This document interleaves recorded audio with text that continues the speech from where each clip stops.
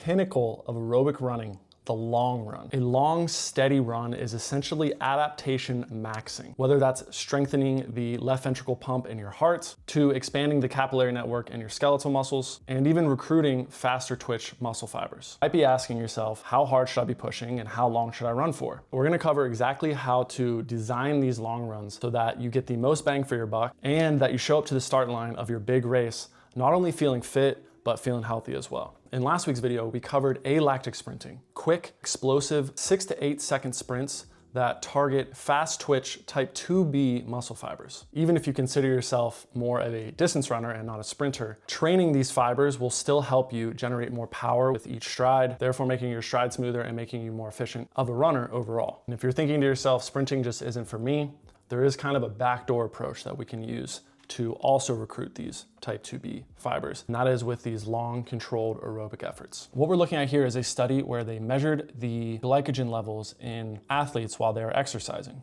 All glycogen is carbohydrates that are stored in your muscles. You can see they took readings at 0, 40, 60, and 120 minutes. Slow twitch fibers are represented on the left and the fast twitch fibers are represented on the right. Now, if we look at the slow twitch fibers, you can see that after about 60 minutes of exercise, over 50% of the fibers were moderately depleted or empty. And by 2 hours, almost 100% were moderately depleted. What happens in your body once these slow twitch fibers are running out of glycogen or energy? It doesn't mean that your slow twitch stopped working. It just means that in order to generate the same power and output while you're running, you will need to recruit faster twitch fibers to help you finish the run. If you look at these fast twitch fibers, their glycogen levels stay moderately filled through the first hour. Now, the real magic starts happening after that first hour and into that second hour, where these fast twitch fibers start to really utilize their glycogen in order to help you maintain the pace. Now, a few things to unpack here. First, if you've ever bonked in a marathon, even though you felt like you paced it correctly, it's likely due to the fact that your body just unloaded these glycogen stores and you had nothing left. Second thing is the exact point at which this happens, when your body really starts relying on these fast twitch, and how much longer you can continue the exercise will highly depend on your experience level and how familiar your body is with this feeling. You can see, for example, in this study, they were operating at 60% of their max VO2 level, and their heart rate was around 140 beats per minute. Running at 60% of your VO2 max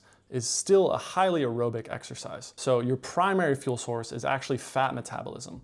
It's not this glycogen. However, as the intensity increases and the duration increases, your body will turn to this glycogen more and more for energy. However, the more that you practice this and the better that you get, the more that your body will learn to rely on this fat metabolism for energy before turning to the glycogen. Your body is very intelligent and it wants you to have this energy later into the run. So it will essentially spare this glycogen for later.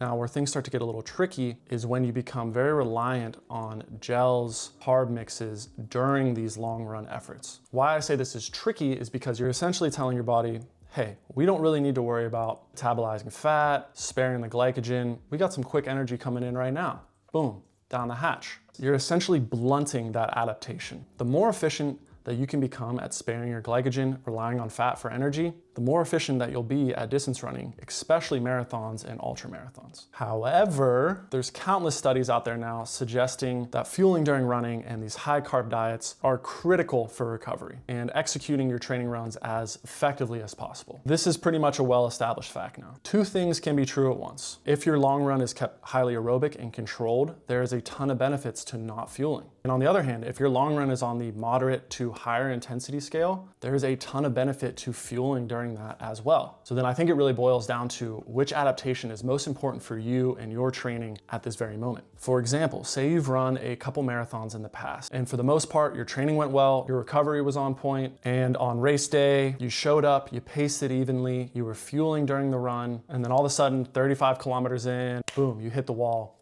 you run out of energy. You're left there thinking, I don't know what I did wrong. I felt like I did everything I was supposed to, but I was just missing that little extra gear at the end. Then maybe in future training blocks, you could benefit from experimenting with not fueling during your long runs. And by the way, this doesn't mean no water. I definitely suggest water, salt, electrolytes, whatever your jam is there. You just don't want to be adding extra calories in, carbohydrates in during these long run efforts to really maximize that glycogen sparing effect. On the other hand, let's say you don't really struggle with late race fatigue and these long quality 10 miles at marathon pace long runs are really critical to you. Maybe you struggle with recovery. You like to do a lot of anaerobic or higher intensity training throughout your marathon training block, and you need that extra boost to help get you recovered for the next day. Whatever the case may be, maybe fueling during the long run is ideal for you. At the end of the day, it just comes down to what you feel like best serves you. And maybe that changes over the build. Maybe you start out with not fueling your long runs, and as you progress them and they get faster and harder, you feel like you just need that gel to make sure that you don't run out of energy during these workouts, and that's your prerogative. Also, important to note that most people run out of glycogen stores after about 2 hours of marathon effort running. And again, it's not exactly 2 hours. It will depend on your experience level and how efficient your body is, again, at sparing that glycogen. But that is why most people experience the wall at mile 20. Maybe you're not training for a marathon. Maybe you're just like, I want to do my long run. I want to feel really good. I want to crush it. And I'm training for a 5K, 10K, whatever it is. You find that fueling helps you recover quicker, helps you nail the long run workout, and you feel better the next day and you're able to get right back into training. Again, there is no right or wrong here. It's just what's best for you. Okay, now I want to draw your attention to this graph right here. All this chart is showing is as your heart rate increases, there are different stressors being placed on your body. So you can see at around 50% effort when you're jogging or recovery running, these aerobic benefits start to happen, right?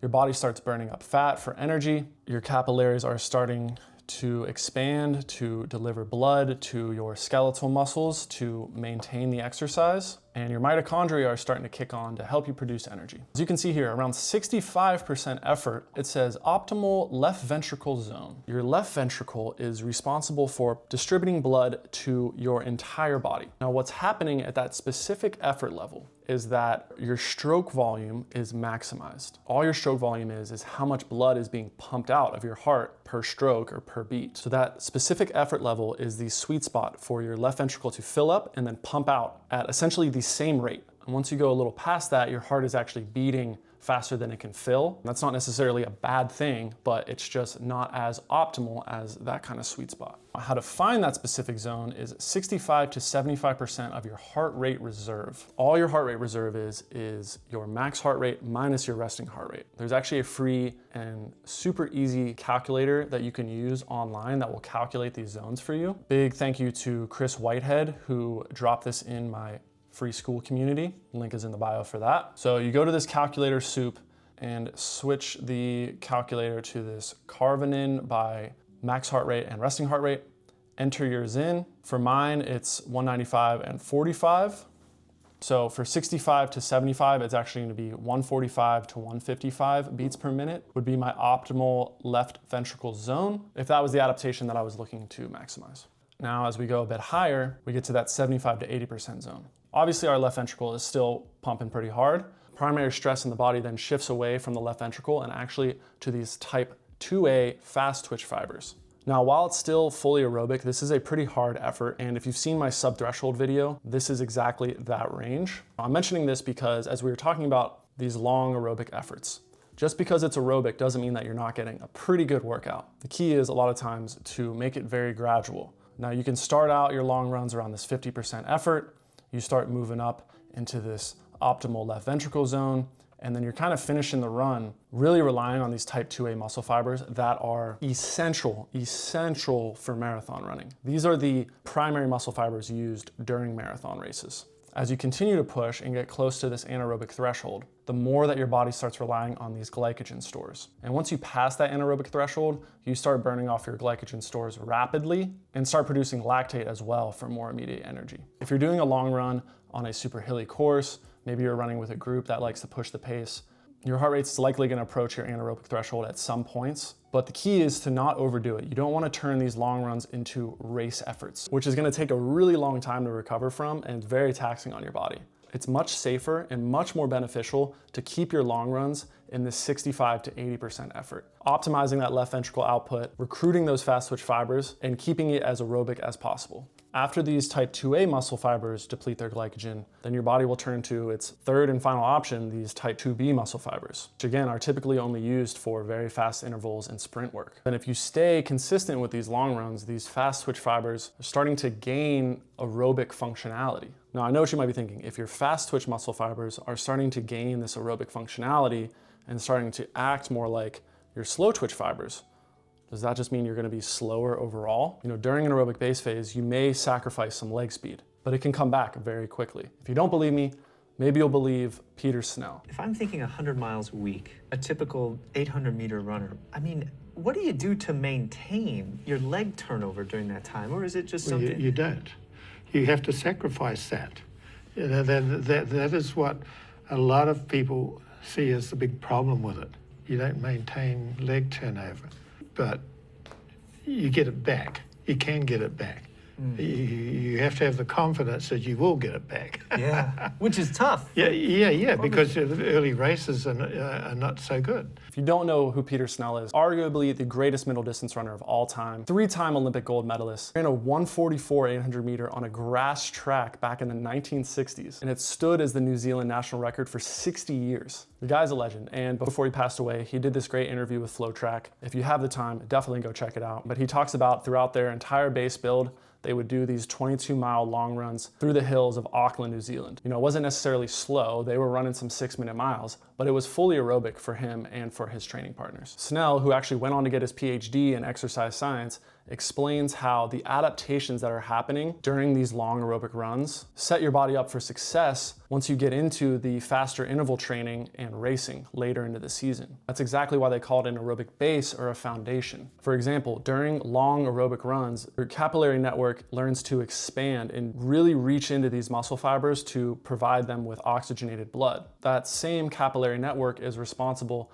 for helping your body clear out any acidosis from harder anaerobic training. But without these long aerobic runs as the foundation, your body won't be nearly as efficient at that as it could be. Okay, so exactly how long should your long run be? Start where you are. If you're brand new to running, try to go out and back on a flat course and run as evenly paced as you can. Maybe that's 20 minutes out and 20 minutes back. Try to avoid any hills and try to avoid surging and spiking your heart rate. If you're a bit more advanced, always try to increase the duration of the long run first before upping the intensity. For example, let's say you have 4 months until your next marathon. Those first 2 to 2.5 months, work on increasing that duration first. So maybe you want to work up to 2.5 or 3 hours. You know, as we saw in the study, a lot of these benefits really start to happen after about 1.5 to 2 hours, but it's slightly different for everyone. Once you work up to whatever your target is, say 2.5 hours, get comfortable, couple weeks running there, and then start to add in intensity after. Looking back at this chart, you know, maybe for the first hour, you're between that 50 to 65% range. The next hour, you're in that 65 to 75% range. And then the last 30 minutes,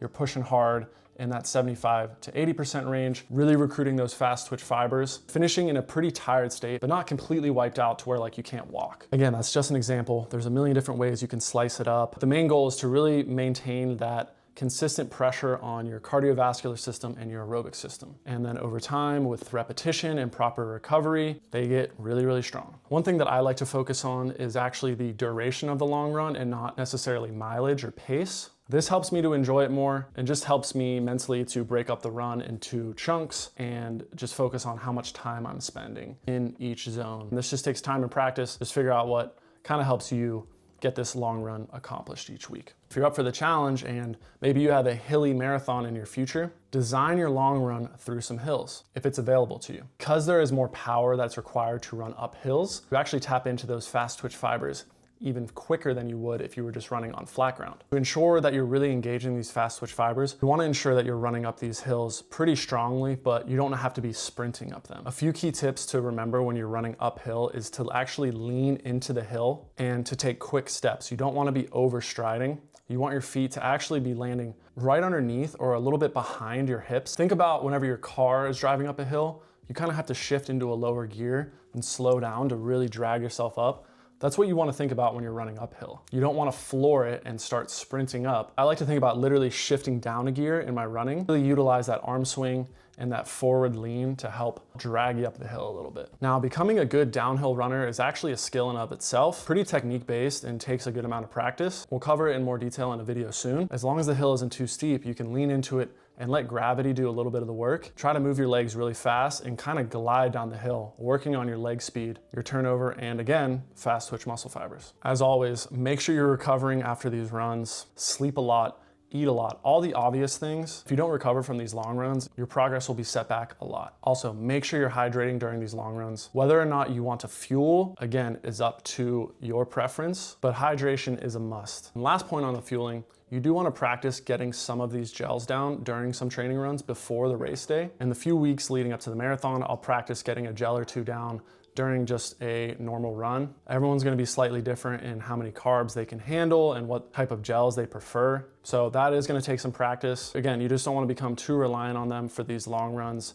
if you are looking for that positive glycogen sparing adaptation. In short, run long, run decently hard enough to where you're tired at the end, but you're not keeled over. Always remember the adage, train, don't strain. If you really wanna progress at running, you gotta train hard, but you really gotta train smarter too. Hope you were able to take away a few tips from this video. And if you want to see more videos like this in the future, hit subscribe. It'll really help out what we're doing here. Let me know what topics you guys would like to see covered in future videos. Happy running. Catch you on the next one.